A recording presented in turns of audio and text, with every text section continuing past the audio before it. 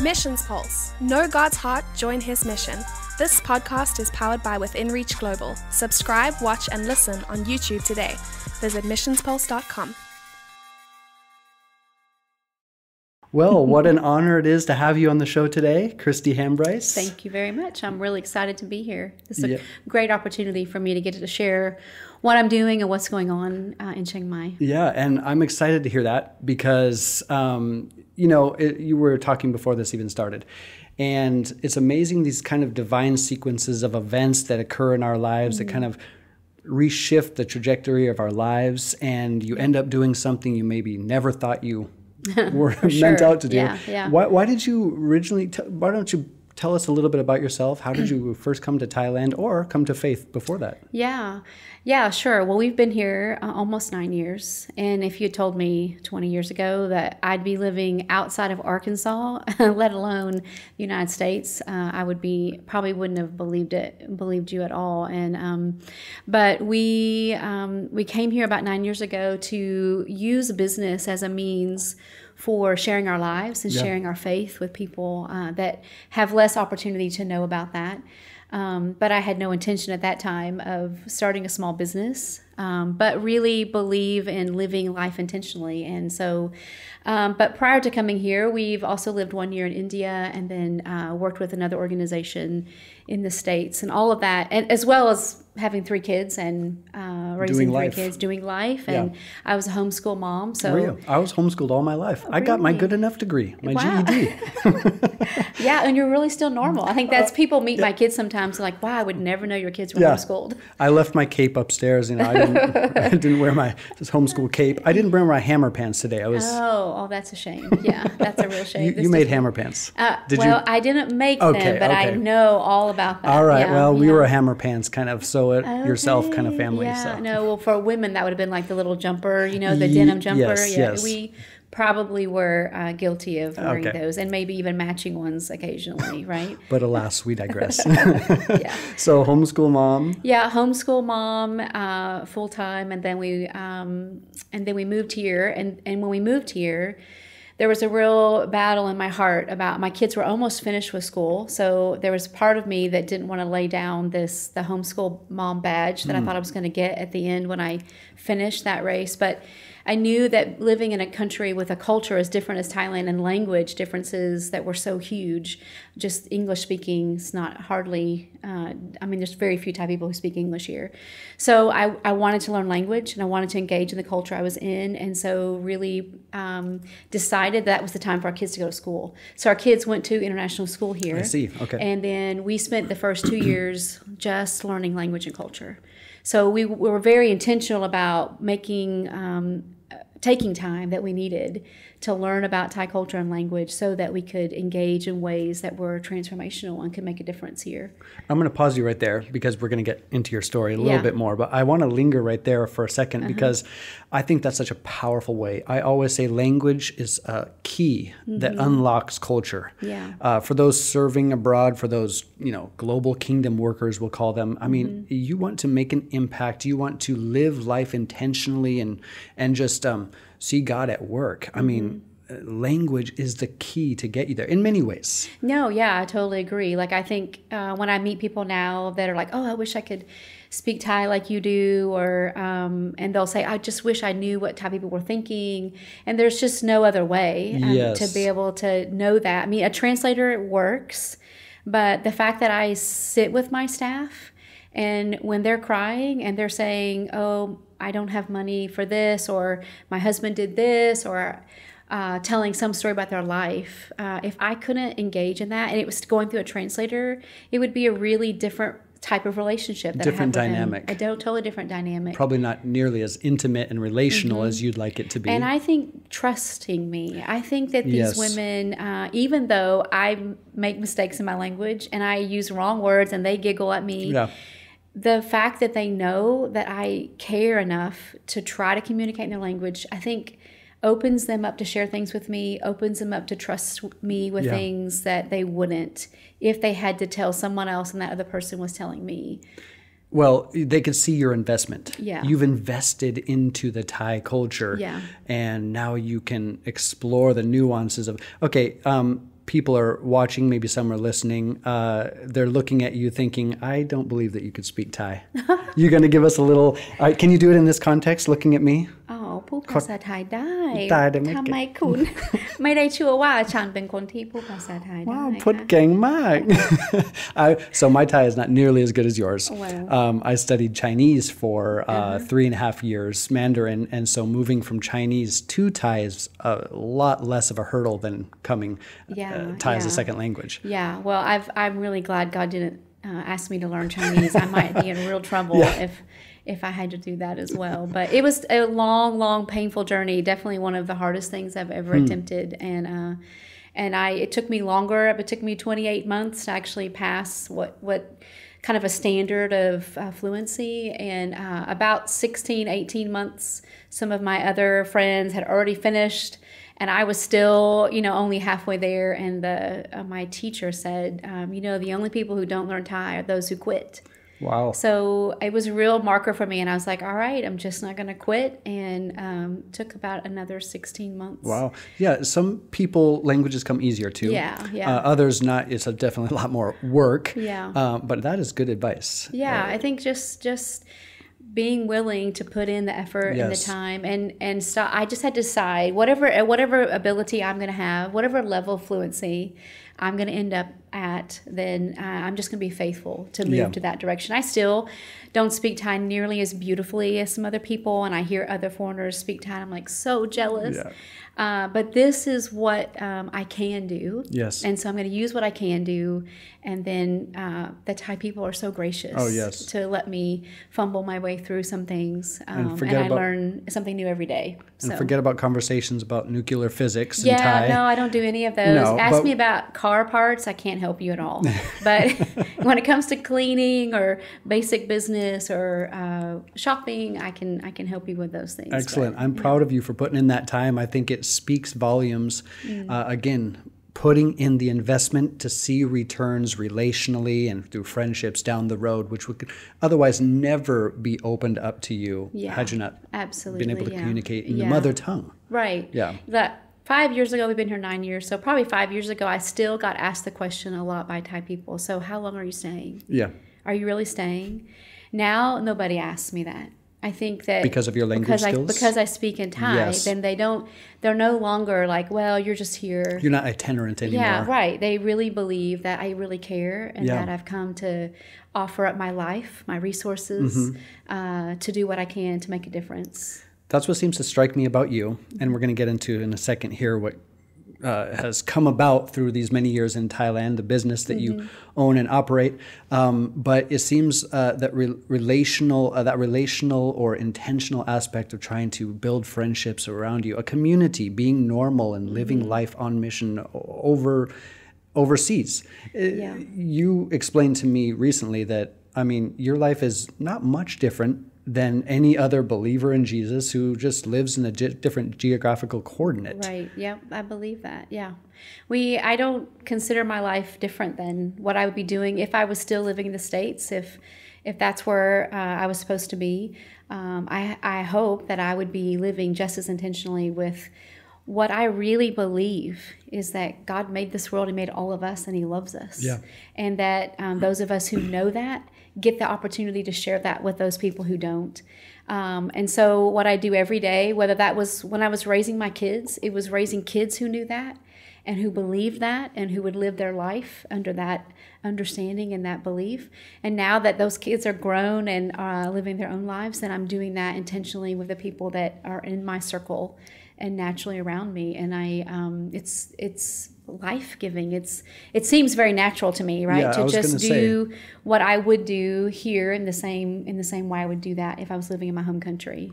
Well, I think that demystifies, the difference between those who go abroad and far off missionaries overseas and those of us who stay behind and we're not quite as good. I probably dislike that connotation as much as you dislike it. That somehow I bought a plane ticket and traveled overseas, and that was a magical plane ride, and here I am, the superhero, minus the hammer pants. But I think every citizen in God's kingdom is significant, and so talk to me then about how suddenly later, a few years after your journey, this business model and plan starts to come to surface in your life. Yeah, great. That's a great question. Well, when I got here, we knew we would hire a domestic helper, someone to help in the house. That's pretty normal here. Yeah, it's part of, we experienced that in India as well, that even though I'm a little resistant, like I can do this myself and it feels a little luxurious, it is a way that you can build into the community by providing a great job for a woman who needs a job. And I don't think there's nearly as many negative connotations as there are back home when we talk about this. Right. I mean, you use the word luxurious, but it's quite normal for Thai or foreigners to have someone help clean the house or domestic help of some kind. And you don't have to do that, but I think not only does it enable you to do the things that are really important, but it also provides income for a woman who needs a job that doesn't have the skills or the education to go do something different. Yes. So I think for those of us who have lots of choices, I mean, I could decide to do something tomorrow if I wanted to. Yeah. And I think most of us don't appreciate having those choices. But for women who don't have that choice, it is a true gift, a true opportunity for them to be able to have a job like that. Yeah. Now, so with that in mind, suddenly, it sounds to me like you started sharing with ladies how to clean different houses, maybe some tips and tricks, hacks, if you will. Before hacks were a cool word. Yeah, that's right. Yeah, that's exactly right. So we hired a young lady to work in our home. And she was obviously the easiest person for me to practice my language with. So as I was practicing my language with her, getting to know her and her story, I was frustrated, overwhelmed a little bit about her situation. And that when she talked about, how hard it was to work for foreigners, or I can't communicate with foreigners, I don't know what they want. And then I see their face when I leave work and I can tell they're not happy with what I did, but I don't know how to fix it. So her story was kind of a picture of what the women who work as housekeepers in Chiang Mai were experiencing. And I'm like, that's easy to fix. Like, I can show you how to do what a foreigner expects you to do. And so I think I just started inviting her friends to come over, and we started practicing different techniques for cleaning. Now, you don't have a business at this point. Nope, I don't have a business. This is just for fun. It's kind of my hobby. Okay, yeah. And a way for me to get to know Thai women, right? Yes. And what are Thai women facing today? What are their problems? And practice my own language, right? Yes. And understand, make some friends. So it was just really my hobby at this point. And somehow that. It's kind of funny. I kind of blank out on what happened during that time, but it went by so fast. But I think other people, because I was speaking Thai, and most of my friends weren't, my foreign friends, they were asking me, hey, could you come and teach my lady this, or could you come translate this for me, or hey, I'd love for her to learn how to make. I was also teaching some cooking at the time because I loved doing that. It was fun. And so I think word of mouth kind of started happening, and people were contacting me and saying, hey, would you come and train the lady that's working in my home? And so you're getting all these requests, and you're like, give me a break. I'm just trying to study Thai. Yeah, right. Well, actually, it was my husband who was like, hey, like, you're working all the time, and you're using our money, investing in all of this. And he's naturally a business-minded guy. Yeah. So he was like, I think you have found a niche in the market. And I remember thinking, what's a niche in the market? Well, so suddenly do you start thinking, hey, I could start a business? Or was that not even really on the radar for you? My husband thought so, and I was like, that's crazy. Number one, I don't want to do that. And two, I have no background in business. It felt very odd to me. Like, that didn't seem like something I could even attempt to do. So we started with just a nonprofit scenario. So my husband already had created a nonprofit organization. So I just opened up a little project underneath his, whereby I could host trainings, create a training system, and then invite our friends and in the States to be a part of supporting that, because it did cost money to do what I did, and I wanted to hire some Thai trainers so it could be even more personal, more relational, better than my Thai could communicate.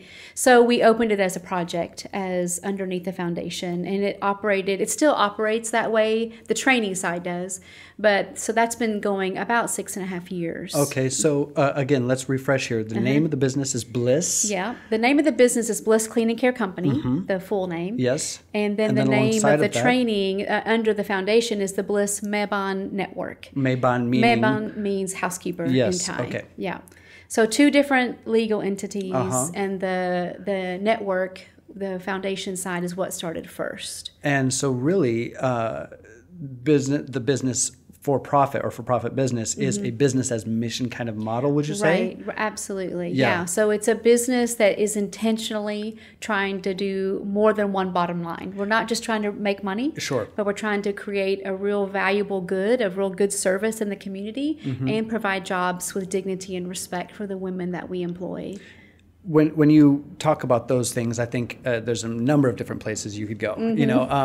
Ulterior motives, or can this really be self-sustaining? Is it going to have longevity?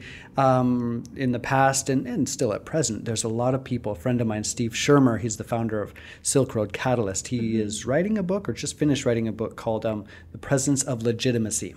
So many times, I think, people who travel overseas, I call them global kingdom workers in the mind of a missionary, my book, is they need a platform to visa into the country, but it's really a hollow shell of a company. It's not really doing anything. It provides a visa, they could stay and then do, some other intentional outreach. Right. But this is a real business as mission with that intentionality, making money and then transforming community, it seems to me. Right. Yeah, we actually provide a service that has a service fee, and we make a revenue and try not to lose money as we're doing what we're doing. So we're building a small company. It's just part of it, right? This is a small startup model. But we have 39 staff today. 39 staff. That all are employed through the company, make a wage through the company, have Social Security and insurance through the company, and we have probably over 120 customers that we serve monthly and are paying for our services. Yeah. So I've everything about it is legitimate. Yeah. I've called you up and said, I need some help setting up our Within Reach Global office just recently. Right. Yeah. I think we came and did a clean for you guys. That is true. Yes. Yep. But you've also told me that you've had over 500 women that you've trained. Yeah. Is that so? It seems to me this is much bigger than talking to your maid baan or your housekeeper and saying, let me teach you a couple of tricks and hacks. Right. And suddenly, this is much bigger than you probably anticipated in the beginning. Right. Yeah. It's been kind of overwhelming, actually. So even when I think about it and recount, wow, this started with just a couple of women, hanging at my house mopping, to now a group of women who identify themselves in this city as part of the Bliss Network. The Bliss. So when we have a Christmas party every year, and we host everyone who's ever come through training, and they come together in December, and I'm overwhelmed with the way that this network has impacted such a large group of people, and not just them, but their families. So I've had the opportunity to travel to the villages where some of these women are from, and I've driven up, and people come out of their houses and they know who I am. Because, you're the lady who provides this job, and my daughter works for Bliss, or my daughter came through your training. And so money that they're earning is going back into the village to support their families. So it's become just overwhelming how it has all trickled in from something so small and then has grown into reaching a lot more people than I ever imagined. When you describe that is so exciting to me, because I immediately see the impact. It seems very local, grassroots, affecting people you had no idea. Can you help paint a picture, though, of the Thai woman? Or, why is it that you need to provide these jobs, or how are the conditions outside in Chiang Mai or outside? We're here in Chiang Mai, Thailand, and it's a modern city. Yep. there is pockets of poverty throughout the city, obviously. Yeah. Now, when you go out into the villages where you said some of these ladies are from, what are women facing today that this job so affects them? Because I think if you're talking about, let's say, the American context, well, you're providing a job. I mean, that's just another job. They Right, can sure. go to Starbucks or McDonald's, probably get better pay at Bliss. Why is it that this is so transformational? Okay. Well, and Chiang Mai is a fairly modern city, but that's really in recent years. So I think statistically, it could be 2019 or 2018, 2019 is the first time in Thailand's history that there are more people living in urban centers than in the rural parts of the country. And I mean, there's really only 3 big cities, major cities in Thailand: Bangkok, Chiang Rai, Chiang Mai. Yes. And so when you think about the majority of the population are living outside of an urban area. So, and this country has been under the rule of a king for decades, right? Yeah, the longest reigning monarch in the world. Right. And so their mindset is, it's very much like a feudalistic society before, where you had large landowners who cared for the people who lived on the land, took care of the land. And so this is a huge transformation to a democratically run, westernizing country, right, that's growing. And so when I got here 9 years ago, it was a very different scenario than we see today. But so women now, not only is technology and social media, I mean, it is in the villages. No, everybody has a phone. Yeah, Everyone knows what Facebook is. So their dreams are changing. I mean, so 10 years ago, they grew rice or maybe corn. They helped their family. They have one family home. They all live in this one family home. And they were educated in the village, so their education level was pretty poor. But all they did was agriculture.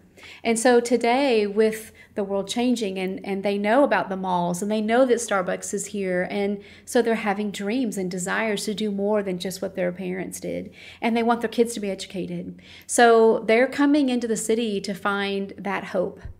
That I want my kids to go to school and learn to speak English, or even just speak better Thai, because a lot of these women might be ethnically from another people group, but that Thai is the main language here. So they might not even be great Thai speakers. I see, yes. So they're coming in looking for their kids to have an opportunity they don't have today. So Bliss is a safe place for them to come and to have that opportunity to actually gain a skill, come through the training program, and actually learn how to clean, particularly the way a foreigner wants them to clean, and then take that skill and either get a job on their own, which a lot of women do. They're not all employed through the company, or they can work through the company as well that provides, even greater stability as far as Social Security insurance. But it's driven by this hope and this dream that their children will have a better life and a better future than they currently do. I like how you just said a moment ago, it's a safe place where they can come and learn and grow, and suddenly opportunities for business and the like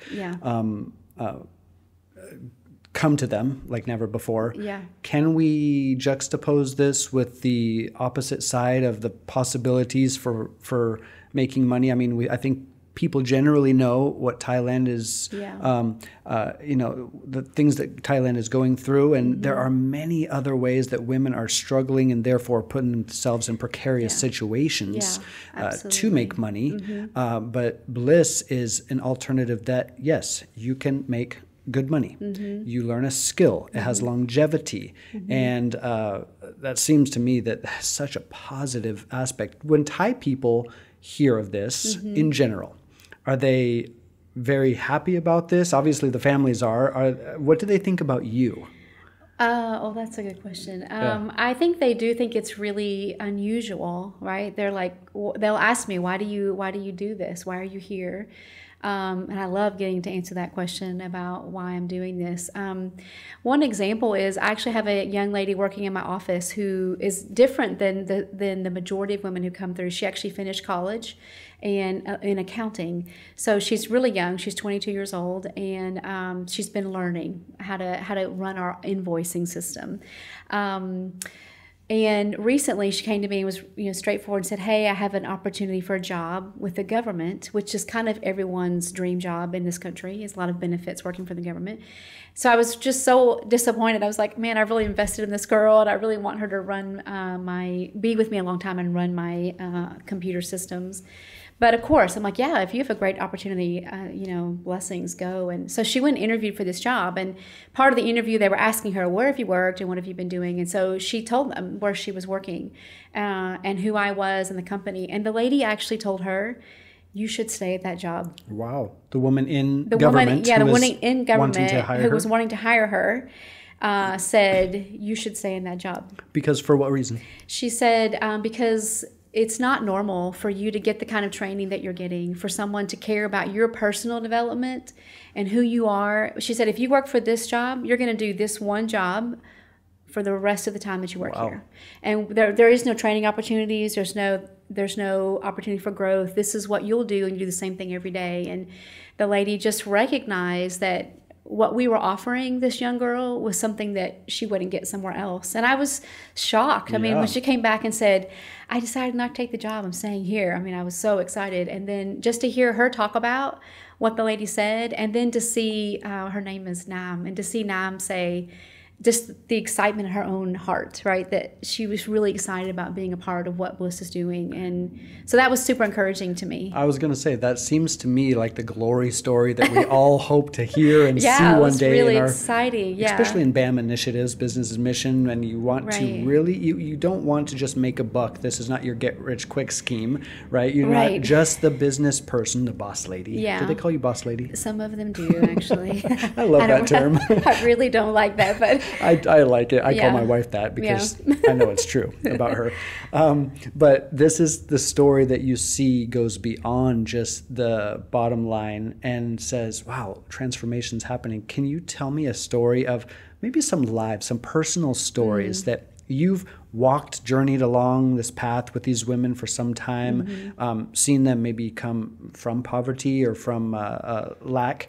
And I'm not just talking monetarily. I'm talking in holistically. All of their life, right? Sure. Holistically, Do you have a story like that? Sure. Or 500? I'm trying to think of. There's a couple that are just recently. We had a young. So she's new. I wouldn't say her story is finished yet. It's not finished, but she called us. She came to training, and she actually didn't want to work for the company.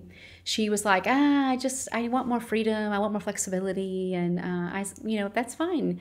But then a few days later, her husband actually really tried to hurt her. He had a broken a beer bottle. Wow. And it was like maybe 11 o'clock, 12 o'clock at night, and whatever, this argument ensued and whatever things happened, and she got afraid, and she had 2 kids. And so she called us. She called Bliss. And so when people are being abused or part of a domestic violence situation, generally they call the police. She instead calls you? She called me. Yeah, she called us. Actually called one of my staff ladies, crying and saying, I'm scared. I need help. Where do I go? And one of the things I've done as a part of Bliss is I have a safe house that I keep rented, and we just use it for women who need help. And it's not always tragic things, but sometimes they just need to help get on their feet, right? Or they come to training and they come from the village, they don't have a place to stay. So this little apartment provides a safe place for them to be there. So in that case, of course, they invited her to come, and she brought her kids and stayed the night. And then the next day, I wanted to meet with her and find out what was going on. And so in that, and in the fact that I could afford to have the place rented, she could go there, was enough for her to go, wow, maybe I should rethink what I want to be a part of. And so she came back and said, how about I try working at the company? She didn't have a lot of self-confidence and just had a lot of other issues going on in her life. But because I'm there and I'm the one that actually takes them to work on the first day and walk them through, this is what the foreigner is asking you to do. And I'm saying to you, I believe you can do this. And that is huge for them. Yeah, right? This is definitely, what you're describing is definitely not the employee-boss relationship you typically hear about. It seems to me your huge focus is empowerment of women empowerment.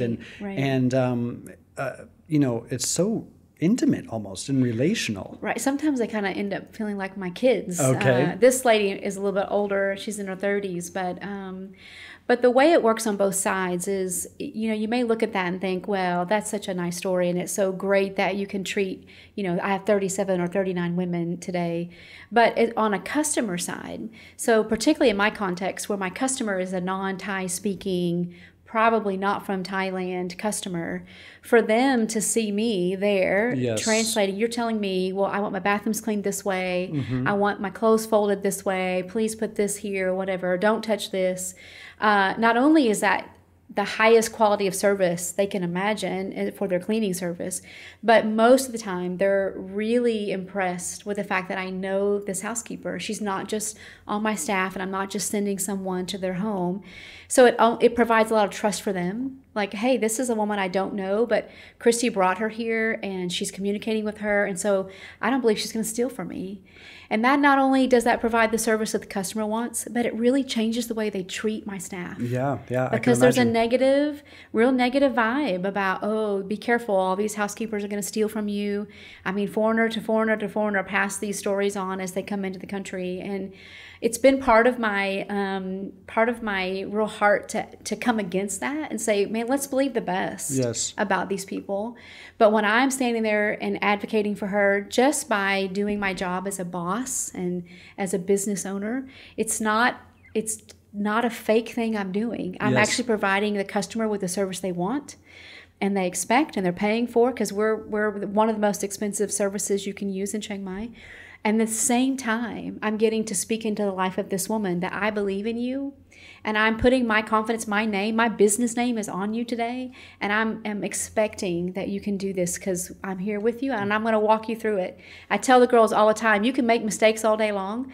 As long as you work hard and do your best, I can teach you to do what you need to do. I just want you to take responsibility for the opportunity that you've been given. So it's both sides. It's not in any way a pretending that I'm doing something, and it provides both sides what they're really looking for. I really hear that duality. It's not a negative duality. It's seems like a healthy duality where this is describing the intentionality that you originally came to Thailand for. You want to be a part of something bigger. You want God to use your life to bless others and just to impart life wherever you go, naturally and relationally. So I see that happening. And then yet you're providing this high quality business service for people, and they're paying you good money, but they also get what you pay for. In Chinese, you say 一分钱一分货. You get what you pay for.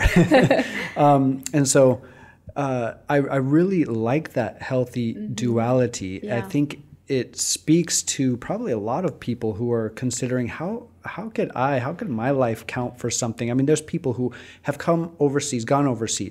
I say come because we're here. Yeah. I haven't lived in my home country for a long 23 years. Yeah. So, but they have gone overseas and want to be a part of something bigger than them. Are you something special that you've been able to do this? How is it that you can do this? Yeah. Can other people kind of not emulate you, but maybe follow in your example? Right. Oh, I think absolutely. I mean, if anyone is unqualified to be running a small business, it's me for sure. I didn't even aspire to that. And I've met people recently who were like, oh my goodness, you own your own business? That's like my dream, you know? Yeah. And I'm like, well, here, you can have mine. Yeah. I mean, it's so much work. Like, this is like the hardest job. I thought being a mom of 3 kids was going to be my hardest job ever. And that was hard, legitimately hard. But shout out to the kids. Yeah. But this has challenged me in a million ways and been just physically some of the hardest work I've ever done. But as I live here and watch this unfold before me, because it really has been just God's favor and given me this opportunity, as I've just been faithful to say yes, okay, yes, okay, yes. Oh, really? That too? Okay, yes. And as I've just walked faithfully, then He has filled in all the gaps for the things that I can't do, I don't know how to do. Certainly my husband has been a huge help in the practicality of business. Like, you do have to make money. That's like kind of important. Shout out to the husband. That's right. And the kids. Most people would, I mean, he is such a part of what goes on at Bliss. I'm the talker and the extrovert. I love people. He's much more of a quiet, smart, strategic thinker, and so he has really kind of put feet to what I dream about. He's really helped it be practical and doable. And so I think anyone can do what I'm doing. I don't think everyone has to. Yes. I don't go around saying, oh, you should do business as mission because this is the best way to live your life. But it is one way, and it's a very good way. And the longer I'm in Chiang Mai, I'm like, oh my goodness, someone could start this business. Or, oh, I'm just constantly seeing doors. You're seeing all these micro enterprise right, opportunities. Where I'm like, wow, you there's so many ways that people could just come and be who they are and do the things they love doing and not have to pretend or make it up or we're going to make it sound like this. Just actually do it and provide something that customers and local people need. Yeah. So I think it's really doable. Well, I like a couple things you said there too. It's like in the past, it seems to me, there was this idea that to become a missionary or to serve God overseas, or call it whatever you like, you have to give up something. And to be sure, there is sacrifice along the way. I mean, crossing into another culture and all the nuances that entails, that's enough. Yeah. But so there's sacrifice. But there was this kind of negative aspect that, take a guy like Eric Liddell. He was a Olympic runner, right. Gold medalist, and gives up everything to become a missionary in China. He sacrificed. Right. But his influence and his life kind of really transformed the community to which he moved into. Right. C.T. Studd and the Cambridge 7, these guys and women who use their skills to go overseas. But then later we felt like there was a time, if you're a IT guy, well, you just have to give that up to go serve among the poor in Timbuktu. Right. But I think there's this time, this kind of realization coming back to us that no, God has uniquely designed each one of us with our inclinations and bents to serve in a unique way through or with the talents he's given us. Right. Did he give you 10? Don't bury them.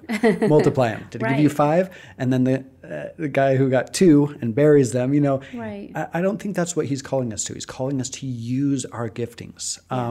Is that what you feel is true? Yeah, I totally believe that's true. And I think it's just become maybe something people are talking about more recently, right? Before, the word missionary or on mission just had really a real narrowly defined purpose or role. And somebody now, with a placard on the sidewalk saying, right, turn to burn. It actually That's wasn't not very you? positive. Right? Yeah. It wasn't a very positive picture that people had. And I think that's not at all what we even see in Scripture, right? What it means to be a sojourner on this earth, what it means to just walk and live our lives based on faith, just what we believe we should be living out. But I think people had just seen it one certain way and then weren't thinking outside of the box, that you can be a doctor overseas, but you can also be a mom overseas. You can be a business person or an IT person or, a hamburger flipper. You can do that. You can do any of those things with intentionality and by faith. And you can choose, all of us can choose to live our life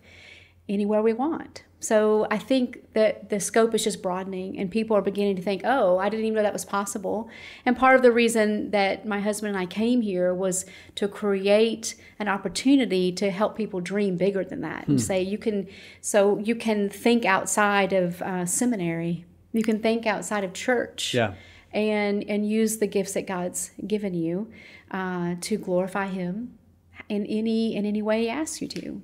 When you say to glorify Him, it reminds me of the Scottish Catechism. And what is man's chief end? Chief end of man is to glorify God and enjoy Him forever. I think we're often very good at that glorification aspect or worship. And yes, He is God. But rarely do we just celebrate and enjoy. Yeah. Joy along the journey, for me, has been a little bit difficult to find at times, but that's really what we're made for, to share in this joy. You got the Henry Blackaby experiencing God. I think we were talking about this. Watch where God's moving and join Him there. It's as simple as showing up at the right place at the right time. It deplatforms all this celebrity surrounding what the missionary does or what the professional minister does. I think the realization is that we are all called to be on mission and to be normal and to be relational and create relationships that point people towards hope Yeah. And I think today, even more than maybe years gone by, those words, the Christian lingo, are so negative. They have such negative connotations. What do you mean by that? Just that when you say missionary or Yeah. you say pastor, there's a lot of places where that people just are not interested in even knowing you, right? They sit next to the person on the airplane and says, "I'm a missionary." yeah, yeah. Excuse me, can I That's change the seats? best way to get them not talk to you is to tell them that that's what you do for a living. Is that a tip for like missionaries who are going Yeah. overseas? You want a nice, quiet 15-hour flight? Tell them you're a missionary. Yeah, that's exactly how you should start the conversation when you sit down. So I think that people are not going to be willing to listen to what we have to say and what we say we believe if they're so, number one, they're so stopped by what we call ourselves. Yeah. And I think if we aren't enjoying God, how in the world do you invite someone into something that they can't experience with you? Yeah. And I'm guilty of. I grew up with discipleship models, and I was really good at teaching stuff like that. But as far as experientially enjoying God, I don't know if I could have answered that question before I came here, honestly. I think God pushing me outside of what I knew and what I was comfortable with doing has helped me understand that whole phrase, that Jesus, for the joy set before him. What in the heck does that mean? He was getting ready to die. And, but there's such a great pleasure in knowing God and being who he made you to be that has nothing to do with my occupation, has nothing to do with what I do every day. Or the expectations of numbers and things that people expect of you. Do you think? Do you find that joy, the joy set before him, he endured the cross, despising his shame? Yeah. So, do you find this joy kind of surrounding you and freeing you from expectations of others, or maybe those inner expectations? Yeah, I'm learning that. Yeah. Mm-hmm. I would love to say, man, yeah, I conquered that one. I was hoping you were gonna say yes and give me a little lesson right now. No. But We're I all am on that learning journey. that. I'm learning that, and I think, man, the day in and day out work of what I do is actually very difficult, and sometimes extremely disappointing when I've invested my heart into a woman and I'm really believing that good things are going to happen, and then she chooses to quit, or she makes a bad decision that impacts her employment with me. It's very disappointing. And so if I have my hope and my purpose, even in empowering women, right? If that's what I'm really living my life for, then I'm going to be really disappointed. And there's not going to be a lot of joy-filled days. Because, it's great to tell you, I could tell you lots of great stories, but there are a lot of heartbreaking stories and stories that make me frustrated and angry. Yeah. But because I don't live my life for a particular purpose. Or a theme. Maybe those things are sub-themes. Yeah. And, okay, so what's the big thing that you're living for? Just for the joy of knowing God and loving him every day and learning to enjoy that, to shut off my flesh and all that I feel in this world and hopes and dreams and all those things, to say, I really believe with all my heart that you are the greatest thing I could desire, and that eternity is the best thing I could ever hope for. That is a life-changing thing. And so what I do in the meantime, every day, is secondary to the fact that every day I'm learning how to walk with him and know this person who made me. Is the overarching theme. And so as long as he's called me to do that through Bliss, that's what I'm going to do. If he wants to change that, I hope he doesn't change my country location. I really don't want to learn another language.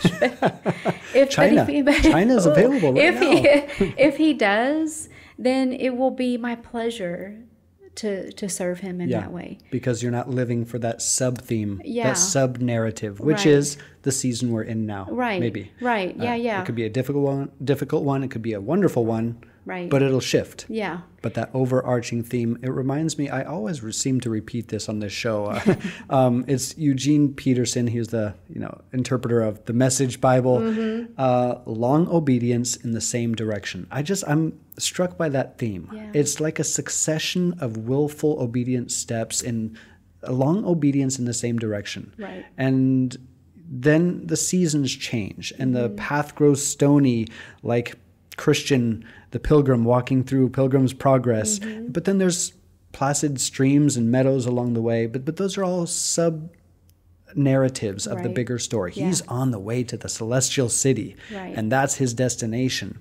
And if we could find joy along that journey, knowing we're an integral part of the story, but menial. We're a very small part of the big picture. That's a great place to be. Yeah, I think so. And I think it really has helped me to let go of all the whys. There's so many whys in life, right? Why do all these bad things happen? And why don't I feel happy? Why doesn't this work out the way I thought? Or why am I not more profitable than I am? Or I've done all these things. Why doesn't A plus B equal C? And all those questions are unanswerable outside of understanding the big why. If you don't know why you're living, and if my big theme wasn't that I believe God made me and loves me, and I want to know him, and that he delights in me knowing him, if I didn't know that why, there have been too many obstacles to overcome. And I think that may be the reason some people don't get to or don't experience what all that God had for them, is because those whys are hard. We all hit those obstacles, and some of them are unanswerable, and you just have to relinquish to the big why. But the big why needs to be settled. It needs to be something you're sure of, and then everything else becomes doable, sometimes filled with joy, sometimes less joy, but it becomes something that is tangible and can be done. Yeah. Just to spell that out, the big why, knowing almost your identity in Christ, your destiny for which you're made. I would encourage people, probably the theme seems to be here, joy along the journey, knowing and understanding the big why, the why behind the what. Simon Sinek guy always talks about the why. When you know why, or for whom, in our case, we do certain tangible, menial, sometimes big tasks, those things come and go, but the direction is the same. For the joy set before Jesus, he endured the cross. He endured the suffering. He endured the joys along the journey as well. But he also cried and shed tears of compassion for the lost. And I think he invites us into those tears. He invites us into those joys. But the whole point is pointing people to his heavenly Father. If you've seen me, he said, you will see the Father. And so this is kind of an inspiring conversation to see the juxtaposition, or kind of these intersections between business as mission and meaning and purpose, living cross-culturally or overseas, and yet the simplicity is almost too simple. All that you've said is too simple. God loves you, and therefore you do all these things. But I appreciate that. Well, I think it's taken me a while to be able to articulate how this has all come about, right? People have asked me a lot of different times, well, how did you end up doing that? And sometimes I'm like, I'm not sure. But the hard times and the processing all these questions and thinking, well, am I about BAM? Is that going to be my thing? People are going to want me to talk about this, or people are going to invite me to share this story. But and I want to do those things, and because I want to inspire other people to be courageous and say, if he gives you the opportunity, then you should take it and trust him that he's going to come through, because the big why is that he loves you and cares about you, and he's going to provide what you need. So if it's really difficult, if it fails, those things are really secondary to the joy that we get in following him. And I think that's probably what I hope, that in my life, at the end of my life, whatever that day is, that my life is inspirational in that sense, much more than, oh, did you know she started the company? I think that's great, but I think it's more than that for me. That's my passion, is probably that I want to be faithful in that, and I want to bring others with me. And if I can inspire people to do that by this little bit of faithfulness and something called bliss, then it's my pleasure to do that. Well, I think there's a lot of women who have come in and through your ministry, your business, your place that you have started, and have been transformed. And probably more than you know. I mean, should they lose this relationship or job that would be crushing for them. I think, I mean, it seems to me that that's the depth of the relationship, not just a boss lady, employee kind of relationship. Thank you for inviting us along this part of your journey and pointing us towards joy and pointing us towards the reason behind which we do these. Finally, before we say goodbye, let's do some shameless plugs. Okay, so how can people get to know? Maybe there's people who are here in Chiang Mai, they're like, I need my house cleaned right now. Right, yeah. Or people who want to join you from a distance and say, wow, that's an exciting kind of business model and business mission. How can they find you? You have a website? Yeah, we have a website. Bliss Cleaning Care Company has a website, the Bliss Mae Baan Network, both. And those are just the actual names of the company. So say it again one more time slowly. BlissCleanandCare.com. Okay. And then Bliss Mae Baan Network. Okay. Mae Baan, M-E-I. It's M-A-E. M-A-E. B-A-A-N. M-A-E-B-A-A-N. Although there's a link directly to it from that's probably the main easiest website. way. Yeah, I found it that way. Yeah. So I mean, the Bliss Network and the story of Bliss, I guess is what I should say, has just exceeded everything I could have imagined. And I really... Would you say it's blissful? It's blissful, yes. I'm sorry. It's blissful. I'm in the dad joke kind of era right now. And I would love to have other women, particularly women, who have a heart to be investing in the lives of women, to be empowering women, to come and join me. There's a place in the foundation side of things to really serve, whether that's in training or creating activities, other things that can be done to serve these women and to empower them to grow in their skills. So I have lots of opportunity, room for people who would want to come and serve in that capacity. That would be living in Chiang Mai and being a part of the community here. And also people who just want to participate from a distance. The foundation is still not financially sustainable. We hoping that the business will grow to profitability to a point where it will cover all of the costs of the foundation, but today that's not true. So people can sponsor women to go to training. Wow, that's great. That's so a great they could opportunity. just say, hey, I'm going to send $75 and pay for a girl to go to training. So we have a place on our website, I think it's the Facebook page and website, where they could sponsor a woman to come to training. Awesome. Okay, just to reiterate that, they can find that, but can they just type in like Bliss Chiang Mai? Probably. I would think it would come up. There's not many other... There's a few other things named Bliss here, but not. But if you did cleaning, if you did Bliss Cleaning, Bliss Chiang Cleaning, Mai, it Chiang would Mai. definitely come up that way. Chiangmai, by the way, if people are spelling that out. Yeah. I think I would like to reiterate that. For those who want to join, I think that's a great opportunity. Yeah. They could be a part of living in Thailand. It's not a bad place to live. No, This is a it's not great, bad. It's a Thai great place to people are live. wonderful. Thai culture is incredible, inviting, inclusive. There's many great things about living in this country. The people are one of the main top ones. They're very uniquely hospitable. Yeah. All right, good. I would Yeah. hope that people would really kind of go search Bliss. Yeah, we're on Instagram as well. All So right. we have a social media campaign that's happening, so they could start following us on the Bliss Mae Baan Network on Instagram as well. I just followed you two days ago. Okay, great. I'm on the Bliss Mae Baan So Network. we're going to be telling our stories of joy there, Okay, and great. about women's lives and things that are happening, and then that will link them to the places that they could sponsor women or be a part of what we're doing here. And that's, I think, what we're talking about, being part of the story. Yeah. Lots of little sub-stories and sub-narratives. Those are so powerful and important. The big story is what we all want to be a small part of.